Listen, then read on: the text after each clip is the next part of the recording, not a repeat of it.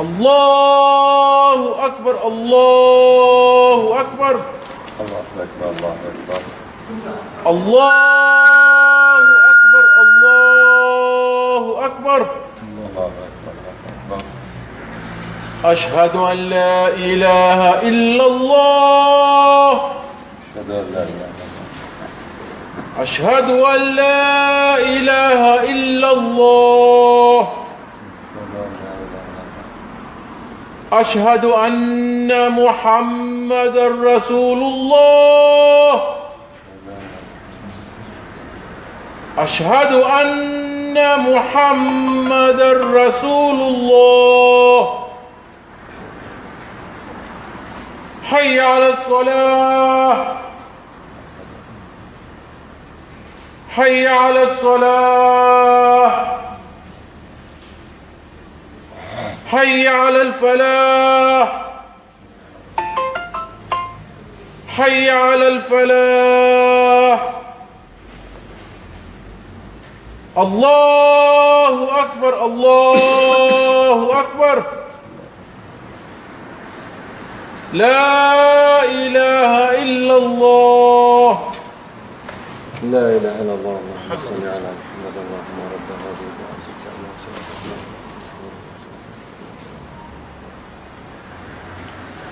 إن الحمد لله نحمده ونستعينه ونستغفره ونؤمن به ونتوكل عليه ونعوذ بالله من شرور أنفسنا ومن سيئات أعمالنا من يهده الله فلا مضل له ومن يضلله فلا هادي له وأشهد أن لا إله إلا الله وحده لا شريك له وأشهد أن محمدا عبده ورسوله. أما بعد فإن خير الكلام كلام الله وخير الهدى هدى محمد صلى الله عليه وسلم وشر الأمور محدثاتها وكل محدثة بدعة وكل بدعة ضلالة وكل ضلالة في النار. يا أيها الذين آمنوا اتقوا الله حق تقاته ولا تموتن إلا وأنتم مسلمون. يا أيها الناس اتقوا ربكم الذي خلقكم من نفس واحدة وخلق منها زوجها وبث منهما رجالا كثيرا ونساء واتقوا الله الذي تساءلون به والأرحام إن الله كان عليكم رقيبا.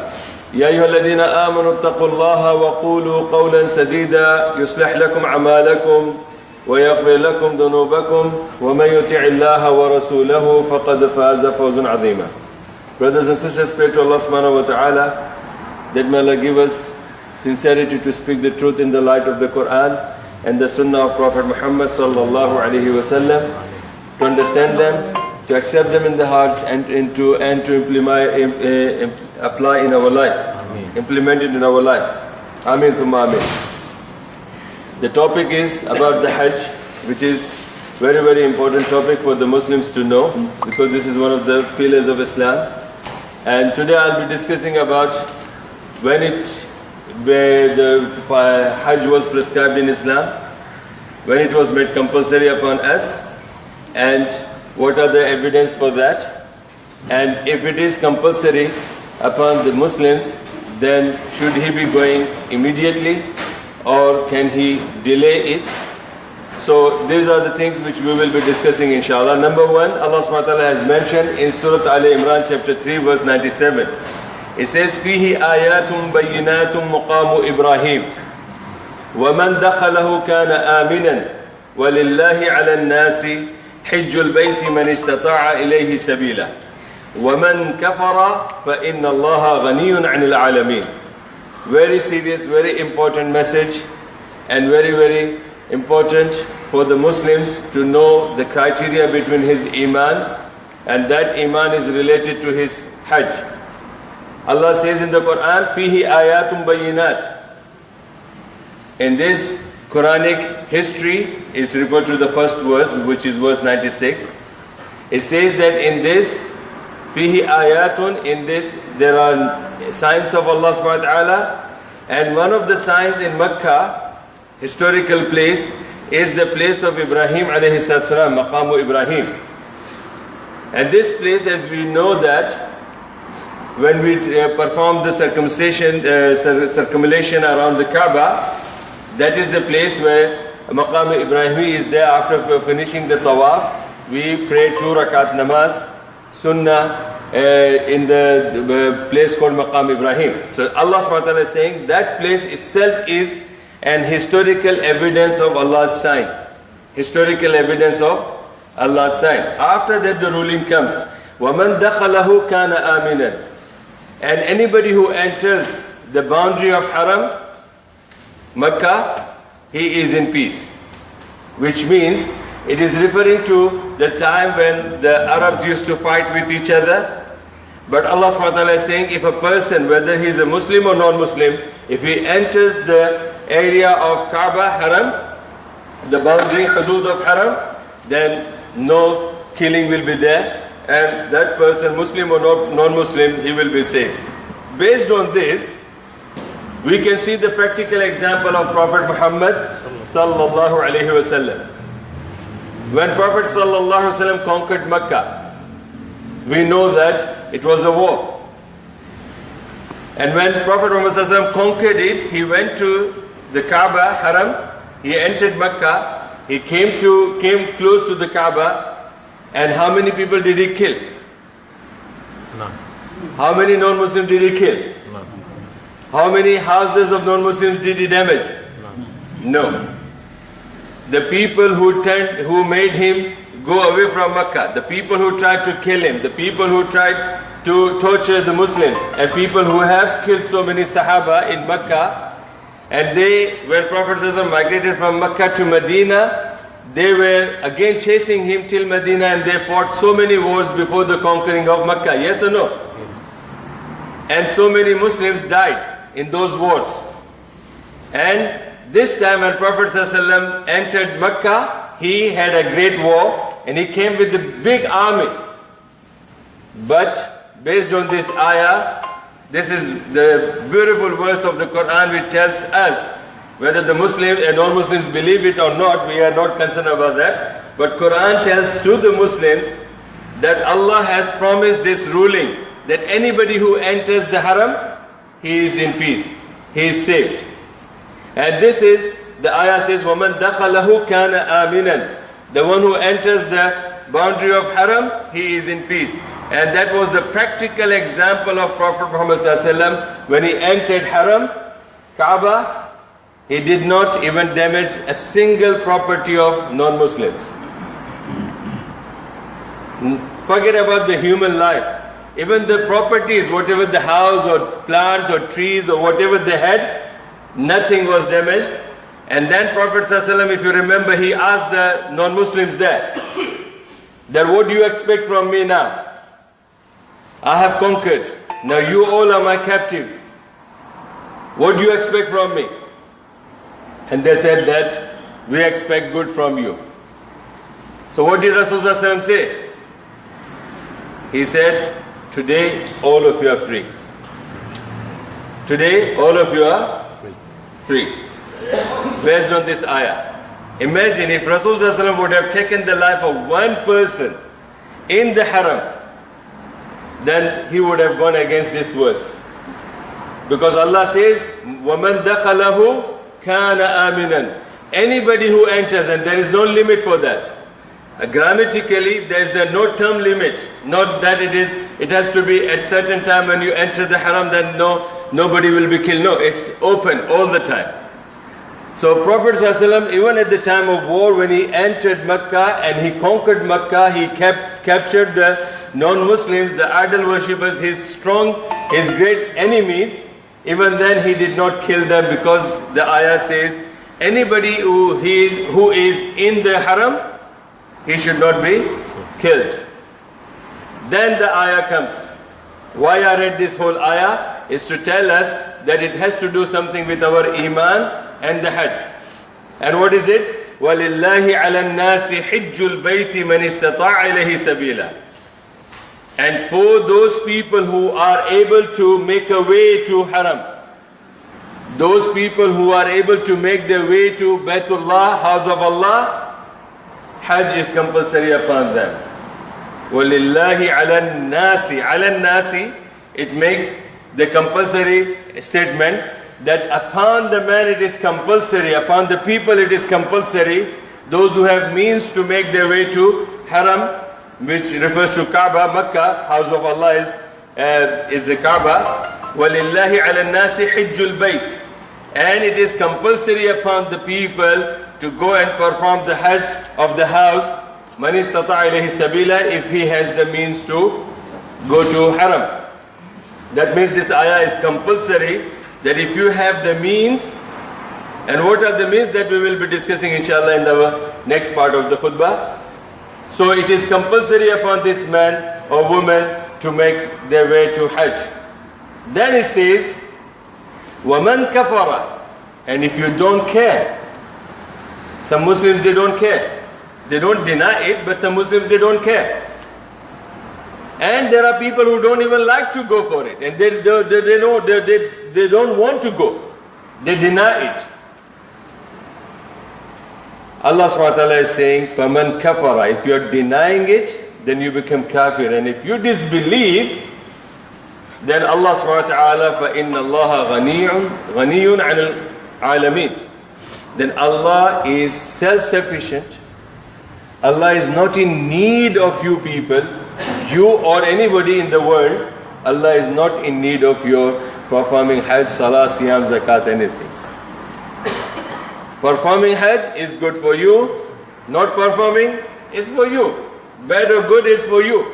You are not increasing anything in Allah's domain by performing, and you are not decreasing anything in Allah's domain by not performing. You are accepting this invitation of Allah, fine. If you are not accepting this invitation of Allah, that's also fine. It makes no difference to Allah and His religion. It is all related to yourself. There it says, وَلِلَّهِ عَلَى النَّاسِ حِجُّ الْبَيْتِ مَنِ اسْتَطَاعَ إِلَيْهِ سَبِيلًا. And upon the humans, upon the mankind, it is compulsory to go and perform the Hajj to the house of Allah if he or she has the means to do that. And if somebody denies that, then Allah subhanahu wa ta'ala is least bothered about that if the whole world go against him. So this is chapter 3 verse 97, Surah Al Imran. Now what is the ruling of it? And when was it made compulsory? This ayah was revealed at the time when Prophet ﷺ was sending some Sahaba to perform the Umrah, and it was compulsory, and it is a consensus of all the Muslim historians that it was made in the 8th year of Hijri. It was made compulsory in the 8th year of Hijri, and some of them are saying that it was end of the 8th year and it was the beginning of the 9th year. So the actual understanding is because from the historical records we know that Rasulullah went to perform Hajj in the year 10. In the year 10. And that was, they say that it was after the conquering of Makkah. And based on that, they say there was only a gap of 1 year, which shows, based on this record, that the Hajj was made compulsory in the year 9. Okay? So the Hajj was made compulsory in the year 9 of Hijrah. 9 of Hijrah, which means from Makkah to Medina when he migrated, the calendar started from there. The timing started from there. So at that time, after the 9 years, there was no Hajj before that. There was no Hajj before that. It was only Salah, fasting and Zakat. Salah was there, which was compulsory it was made compulsory in Mecca. At the 10th year when Prophet ascended to 7 heavens, Isra wal Mi'raj, that time the Salah was made compulsory. And then when he came to Medina, the 2nd year Zakat was made firm and the fasting was made firm. After that, up until 8 years, no Hajj was known. And the people who died before the obligation of Hajj, they were all known as complete Muslims by that time. Because when something is not compulsory upon you and you died before that, then there is no obligation upon you. So the Hajj became compulsory upon the Muslims, which was one of the 5 pillars of Islam, and completion was made in the 9th year of Hijrah after he migrated from Mecca to Medina. And he delayed it for 1 year, and then he performed his Hajj in the 10th year. So based on this, many of you can say, oh, it is allowed to delay. It is allowed to delay. If it is allowed to delay, maximum how long you can delay it? If you take this as an evidence. 10 years. 10 years. A year. Yes. So that's the maximum if you take this as an evidence. But that is not an evidence to prove that you can delay even for a year, because we are not as responsible people as Rasulullah when he had all those tasks. We know Rasulullah when he conquered Mecca, the ruling of Mecca, the ruling of Kaaba, the ruling of all those 360 statues around Kaaba. And then those people who were around Mecca, and they were still not Muslims at that time, so they were preparing to attack Islam. Why? Because they thought if Muhammad can conquer Mecca, which is the center of the Arabs, which is like a superpower of the Arabs, if he can conquer Mecca, then definitely he won't remain silent, he will come and chase us. So they were preparing for that. So all that kind of tensions and the rulings and the people coming to Islam, those mushrikeen who came to Islam after they were been captured, and all those kind of things were there. So in 1 year, Prophet ﷺ has to settle down everything that has been like, a responsibility that could be said as a Sharia law at that time. So that was the only reason, Rasulullah ﷺ delayed his Hajj for 1 year. That was the only reason. Not for tourists, not for buying house for mortgage, not for the business, not for savings, not for, going on holidays. The reason he delayed was that he had lots of responsibilities that he had to fulfill before he can focus for the Hajj. Is that clear? Yes. Now the ruling for us.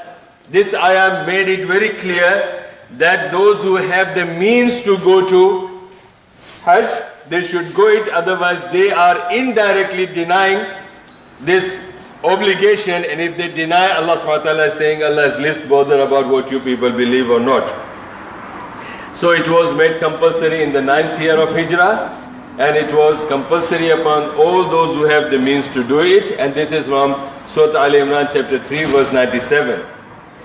Another dalil, which is the hadith of Rasulullah sallam, and after the Hajj was made compulsory, Rasulullah sallam, a man came to Rasulullah sallam from a countryside, and he said, Ya Rasulullah, tell me something, if I do in my life, then I'll just straight go to Jannah. Then Prophet ﷺ told him this. He prescribed for him all these 5 things. Number 1, he said that when you say La ilaha illallah Muhammadur Rasulullah, that you worship only one God and you consider me as messenger of God, one thing. And second thing, he said that you establish 5 daily prayers. Then before Prophet could say about zakat and Hajj, fasting, he interrupted him. And he said, Ya Rasulullah, it's only 5 daily prayers. With regards to the prayer, should I do I have to pray more? He said, if you stick to this fard, which is 2 rakat of Fajr, 4 rakat of Zuhr, pay attention to this. A man came from countryside and he doesn't want anything of details of Islam. He says that, tell me something in short, if I stick to that, I'll go to Jannah. So this is the answer given by Prophet ﷺ, which is the consensus of the scholars of Islam, that if a person, Muslim, even today, if he sticks to these things, then definitely he will go to Jannah. The first thing he said about the Shahada, Kalima Shahada, that you have to believe that there is no God other than Allah to be worshipped. And the second thing, you have to accept Muhammad ﷺ as the final messenger. Second thing he said, you have to pray 5 daily prayers, which means 2 Fajr, 2 rakat of Fajr, 4 rakat of Zuhr, 4 rakat of Asr, 3 rakat of Maghrib, and 4 rakat of Isha. And this was the question of a man, that do I have to do anything additional to that, which is referring to our witr that we are talking. Because people are saying if you don't pray witr, you are kafir, your namaz is not accepted. People are saying if you don't pray witr in your tarawih, the tarawih is not accepted. So these are the arguments people they put. But this hadith is in Sahih Bukhari, and a man coming from the countryside and is asking specific question, and Prophet ﷺ is giving him specific question, answer, and when he is putting a clear, he wants to clear his doubts, putting another question, Prophet ﷺ is also limiting the answer to that, which shows that this is what he is required to do, which means as we Muslims, we have to put ourselves into the position of this countryside man, and we have to take this answer for ourselves. So Prophet ﷺ told him, if you want to pray other than this 5, you can. So that means there is no limit to it. If you want to pray, that is left to you. Then look what he says. The man, because he's a man from countryside, you can't shut their mouths, they are very strong and harsh in speech. He courageously said to Rasulullah, Ya Rasulullah, be my witness in front of Allah that I will not pray anything more than this, and I will not decrease anything from it. Then he said, okay, what else? Then he said, you have to pay zakat of your saving, 2.5% of your saving at the end of the year. He said, do I have to do any more charities? He said, if you want.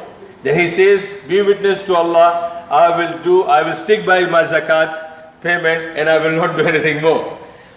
Third thing, he said, okay, then when Ramadan comes, you have to fast 29 days or 30 days of Ramadan. He said, Ya Rasulullah, do I have to fast other days? He said, if you want.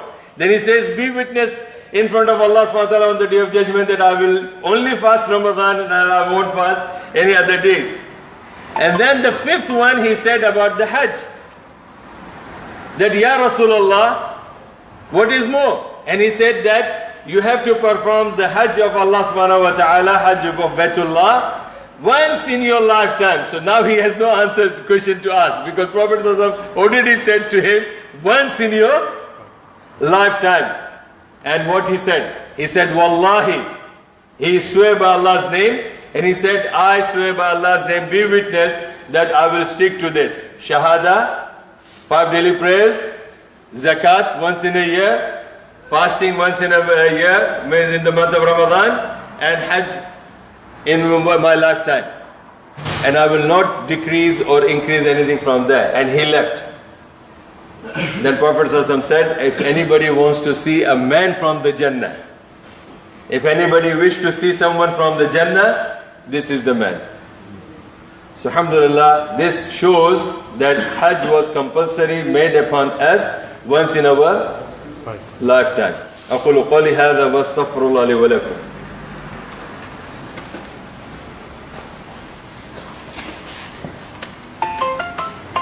Now get ready for the next part, because next part is very tough.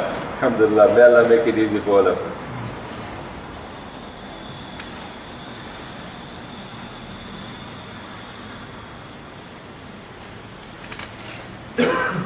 إن الحمد لله نحمده ونصلي على رسوله الكريم أما بعد. Now here the question comes.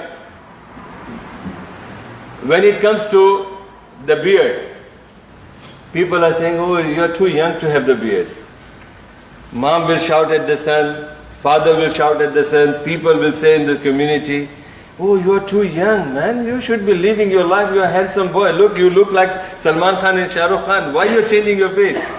Subhanallah. So people, they want to delay their time just because they think they will have a guarantee of few years to live in their life, and they're delaying the sunnah of Rasulullah. This is one of the examples. But my brothers, pay attention to this. Beard is not that is something that is compulsory in our religion. It's something naturally built by Allah subhanahu wa ta'ala to differentiate men from women. That's a common sense. Alhamdulillah. So if you want to be a woman, you can be woman, but if you have any other issues, then alhamdulillah. That's I'm not being so strict about it, but this is the reality. Naturally Allah subhanahu wa ta'ala has built this is one of the signs which differentiates you from a baby or from a female. So that's the very simple thing. Sometimes you look, without the beard and mustache, you look like a baby face if you have innocent face, or you like a woman. If you have hijab, you like 100% you look like a woman. So alhamdulillah, but that is the logic reason. But sunnah wise, yes.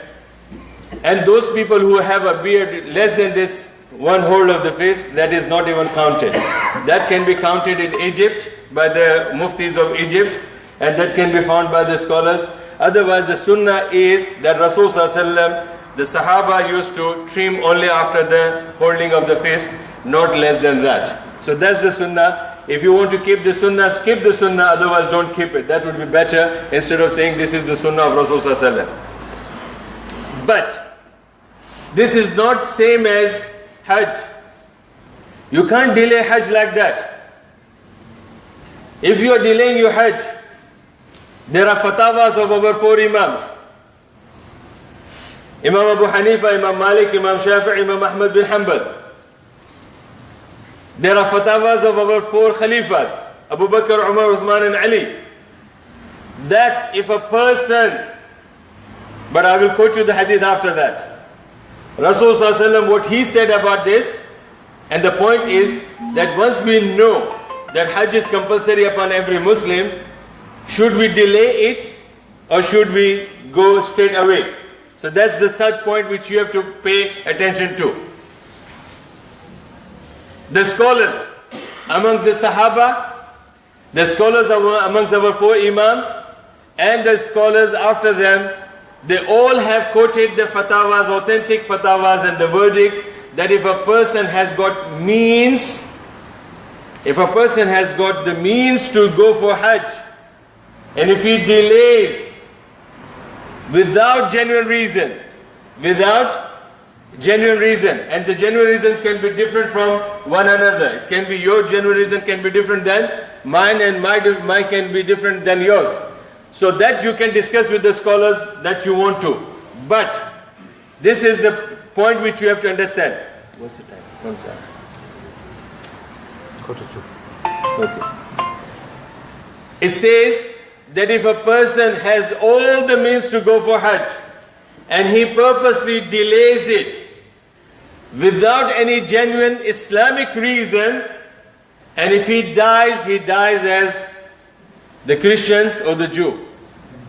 Because Hajj is not compulsory upon them. Can you expect the Christians to go for Hajj? No. Answer my question. No. This khutbah is for them? No. No, this khutbah is? Why? For you, yes, because you say you are Muslims.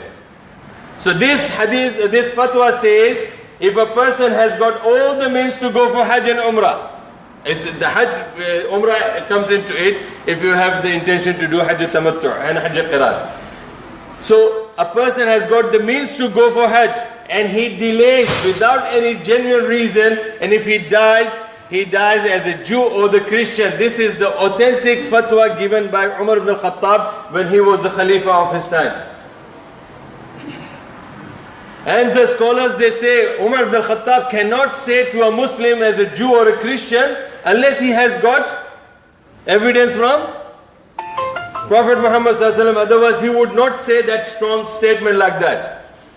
So again, let me repeat, if a person has got means to go for Hajj, man or a woman, and if he or she delays without any genuine reason, and if he dies or she dies, then he dies as a Jew or a Christian but not as a Muslim. Why? Because he has deliberately denied something which was compulsory upon him. Let's understand one more thing. Another fatwa. This fatwa is for all those people who are conscious, who are, seriously concerned about the Hajj Badal for their mother, Hajj Badal for their father, or somebody elderly died in their family and they want to do the Hajj Badal on their behalf. Pay attention to this. And it's being recorded here live. I'll take the responsibility for this fatwa. This fatwa says Because when the day when I came to Islam, I asked this question to the Shuyukh of Dubai. These were the Muftis of Dubai, and I went personally to them and I asked this question, that there are people who are doing the Hajj Badal on the behalf of somebody died. Is that accepted on the behalf of someone who died? They say, pay attention to this, that somebody had no means to go for, means he didn't have enough, or she didn't have enough means to go for Hajj. But intentionally, she or he was waiting for the time, said, inshallah, if Allah gives me the means, I will go for Hajj. But they didn't get the chance and they died. For this person, if anybody, relative or non-relative, if that person goes and performs the Hajj on this person's behalf, it will be accepted. Why? Because that person was, in his heart, he was intending to go, but the means was not there for him or her to go. So this wasn't the person who had the means and delaying it. No, this person was waiting for the time to come where if it is easy for them to go. So that person, and they say, if the whole world get together, pay attention to this.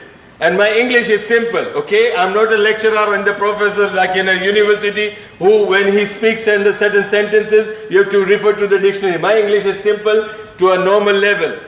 They also say, if the whole world get together and do the Hajj on the behalf of a deceased or the dead person, and that person was not actually had any intention, then it won't have benefit the person. Which means I don't care for the Hajj, and I died. If my whole children, my 8 children, mashallah, they did Hajj on my behalf, I won't get any benefit. My wife, she does Hajj on my behalf, I won't get any benefit. All my khandan, all my relatives in India, Pakistan and Bangladesh and Dubai, okay, I have them. All in these 4 countries. They are my relatives. If all of them go to Hajj, performing Hajj on my behalf, I won't benefit, because, not because that was rejected by Allah, because it was, I didn't have the interest to do for it.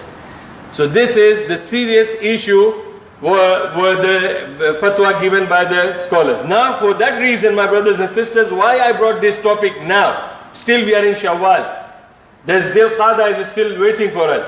But because there are people who are preparing for Hajj packages, so this khutbah might change your idea, your plan. And instead of going to Pakistan for the 1-month holidays, or India to 1-month holidays, or Bangladesh for 1-month holidays, or somewhere Switzerland because it's too hot here, then change your plan and use this money, something which is beneficial to you. Otherwise, once you are gone from this dunya, the whole world get together to benefit you. It won't benefit you because you didn't ask for it. Now coming back to the hadith. Okay, that will convince you more. Final hadith and then I'll stop this khutbah. And Ibn Abbas and Al-Fadl رضي الله تعالى عنهما, they are both brothers, say, قال رسول الله صلى الله عليه وسلم من أراد الحج فليتعجل فإنه قد يمرض المريض وتضل الضالة وتعرض الحاجة. Prophet ﷺ, now pay attention to these words. If someone has got the intention to do it, that's why I said, if a person has got no intention and if the whole world is doing on his behalf, he won't benefit. So when you are preparing now, and you have the means to go for it, then Prophet ﷺ is saying, فَلْيَسْتَعْجَلْ, he should go for it. فَلْيَتَعَجَّلْ, he should make it as soon as possible. And that's the topic today, that every Muslim must go for Hajj as soon as possible if he is able to. So hadith says that if a person has made an intention to go for Hajj, then he should not delay it. Why? Because a person can become marid. And we know that. People at the age of 30, they get heart attack and they die. Yes or no? And people are saying 30 is the age of Hajj? No, 30 is to have, 2-3 girlfriends. That's the age that you can enjoy. Yeah, this is where the people, they pay more attention to that. So they say it is too early for you to go for Hajj. You can go for Hajj when you are The whole body is gone, grey hair and tooth, there is no tooth, and you have to see, with all big things, then you can go. Sheikh, what about people who say that they are not ready for Hajj religiously? Allah will not accept the deen at all. You should not say that you are not prepared for, Hajj because religiously. Who are you? If you are a Muslim, your life is Islam. Your life is religion. Your eating food is religion. Your sleeping is religion. Your speech is religion. Your clothes is religion. You cannot say as a Muslim, you cannot say that I am not religiously prepared for this. Then you are not a Muslim. Muslim has got no religion. Muslim is born to obey Allah, because the word says you have submitted your will to Allah. It's wrong even to say to somebody, make me dua for me, but inside my heart I don't want to do it. Sheikh Sahib, make dua for me that may Allah give me tawfiq not to smoke. Come on man, you are smoking. How can Allah stop you if you want? Allah will not force you. How can my dua will stop you if you don't want to stop it? So it's very clear that this statement saying I am not religiously prepared, then subhanallah, the death is prepared for you. And be careful before you say that statement. So this hadith says a person can get ill anytime. Number 2, it says that sometimes a person can go into a serious problem where his whole attention is drawn for that problem. And we know there are so many problems today in our life. House problems, especially when this crisis has come and the cut has come. So all those people who are sitting at home and the eating of haram benefits, they all are in for now, their attention is gone on that. So, and finally Rasulullah has said, and maybe there could be serious, needs can come up. Maybe your mother got ill. Maybe your father got ill. Maybe your children got ill. Maybe your wife got ill. Maybe something happened like what happened in the central London about the fire. Anything can happen. So Rasulullah has said that when you have an intention to go for Hajj and you have all the means, you should not delay, because the test can be very serious. And the biggest test is, my brothers and sisters, that we will die and the good things done by the people on our behalf, if we had no intention to do it, it won't benefit to us.